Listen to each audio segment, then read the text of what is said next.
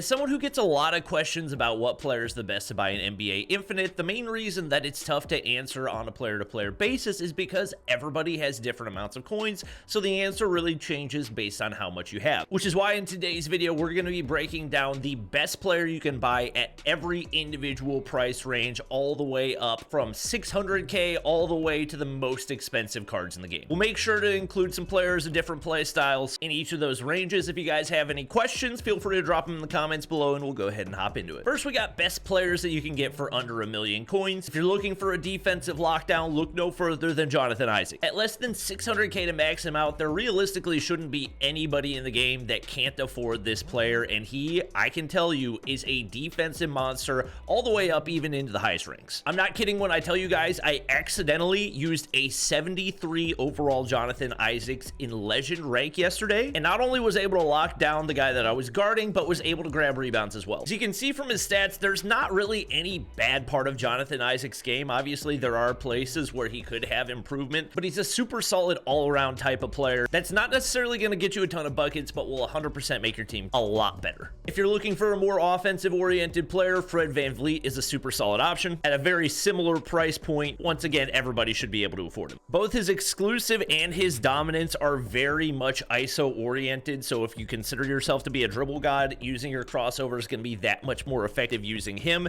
And looking on over at his stats, you can see he's got a phenomenal three-point rating, and his speed is super solid as well. Not even going to be a defensive liability. Obviously, you're not going to be getting blocks and steals with him, but should be able to lock down any remotely above average player. On top of that, he does have the step back move, which is obviously one of the most dominant moves in NBA Infinite right now. So especially for this price point, you're not going to find much better value. Next price point is best players under 2 million coins. I don't think anybody's going to be surprised to see Brook Lopez, as no question he is the best budget beast center in the game. With 849 block rating and 750 defense, he's going to be able to clamp down just about any center in the game, and it's really not until you get to the higher ranks going up against faster cards that he starts to struggle a little bit. On top of that, his 748 3-point makes him an absolute monster for stretching the floor, so if you're going up against a more defensive oriented big man, you can draw him away from the basket to open things up for your offensive players. He also has the Prince of Pursuit ability, which means you can get chase down blocks, which is certainly one of the best defensive abilities in the game right now. However, if you're looking for a pure offensive monster, look no further than Bojan Bogdanovic. Yeah, he might be 98,000 coins above the price point, but he is absolutely worth it, as I would say this is the only budget beast that is still worth using all the way up into the Legend and Hall of Fame ranks. 849 3-point and an 828 mid-range, pretty much anything that is not exactly at the basket is going to go in the majority of the time, assuming that you can create space with him. Even though he's only got a 502 rebound, this card gets a surprising amount of boards even up against top tier centers, so you're not necessarily putting yourself at a big disadvantage. And his exclusive step back shot allows him to step back without even needing to take a dribble, which is absolutely crucial for last second shots where you need to create a little bit of extra space. He's also got shooting badges for days, which makes him that much more lethal on the offensive side of things. Next, we got the best budget option in the 5 million coin range, and I would say as of right now, the only solid option that we have is rookie Kevin Durant. Even if you're willing to spend a little bit more to get the other rookie cards, Kevin Durant blows the others out of the water because of how well-rounded he is. One of the reasons he's as good as he is point blank is because he stands at 6'10", which means he's going to be able to guard pretty much any position. His 801 3-pointer is very solid, although I will say he seems to be pretty streaky whenever it comes to the 3-point. The mid-range is definitely where he specializes, and obviously the 849 mid-range stat reflects that. Even though his defense and rebounding stats aren't great, he's still able to do it sufficiently, and the biggest thing that makes him able to keep up is the fact that he has a 710 speed rating. I would say speed plays a bigger role in your ability to defend than just about any of the other stats anyway. I would say the combination of nimble crossover and the fact that he has step back shot combined with the fact that he is 6'10"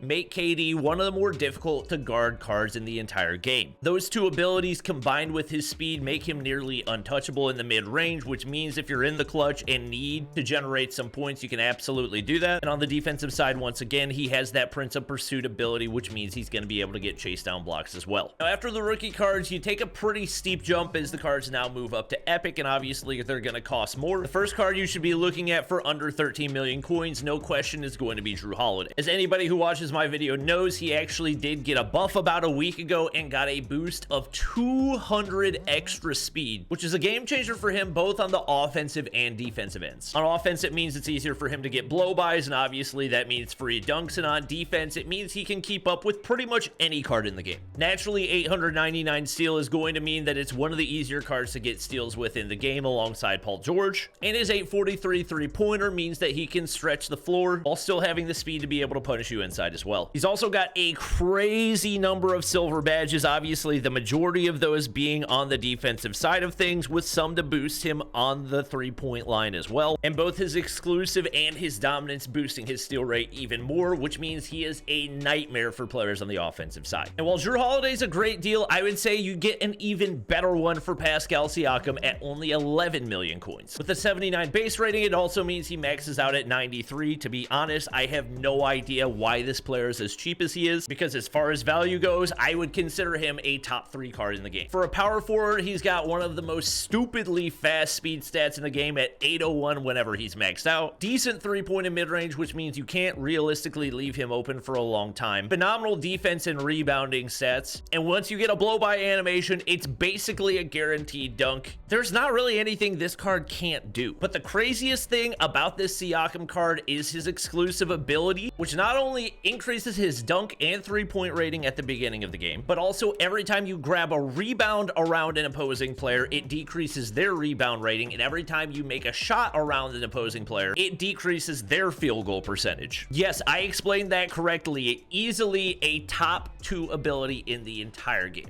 Next, we move to the 20 million coin price point, and I'd say there's only one card that's worth it right there. That is Paul George. Once you get to Legend and Hall of Fame rank, there's not much of a chance that you're going to go up against a team that doesn't have a Paul George somewhere on their roster. There's a few different reasons for that. Number one, even though he's a shooting guard, he stands 6'8", which is actually the same height as Pascal Siakam. Number two, he's lethal from the three-pointer with 850. Pretty much impossible to get past with an 870 defensive rating and 801 speed, and his 850 steal also makes him nearly as lethal as Jrue Holiday. On top of that, he's got unlimited range, which means he's that much more dangerous from the three-point land, and he's also got silver step back, which gives him additional distance whenever he's doing the move. So when you combine that with how fast the card is, makes his step back a nightmare to guard. But much like Pascal Siakam, one of the biggest reasons that Paul George is as difficult to guard as he is because of his exclusive ability, Brick Wall Baller. Short, the ability makes him more difficult to screen, gives him extra shot contest whenever he's going for blocks, and if the defender doesn't jump to contest whenever he's taking a shot, also gives him additional shot contest resistance, meaning effectively a moderate contest moves down to a light contest, and a light contest moves down to no contest, simply because the defender didn't jump. He also has an exclusive move where his step back turns into a step back hezzy, which once again makes him that much more difficult to guard. The next price point is around 30 million coins, which actually happens to be my most recent purchase.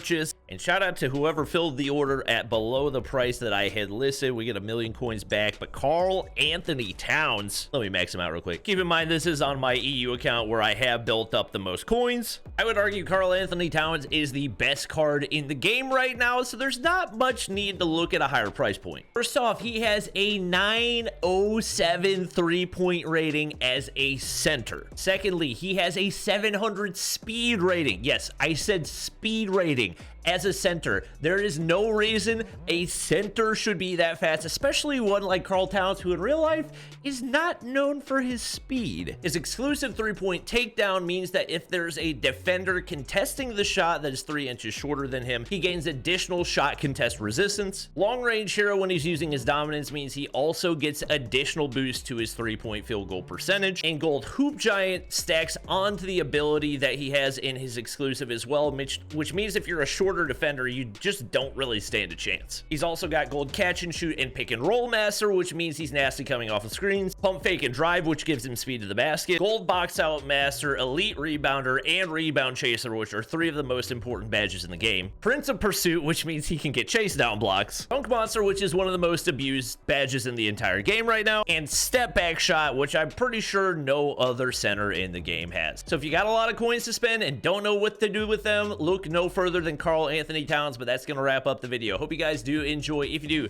drop a like down below, subscribe if you haven't already, and we'll catch you guys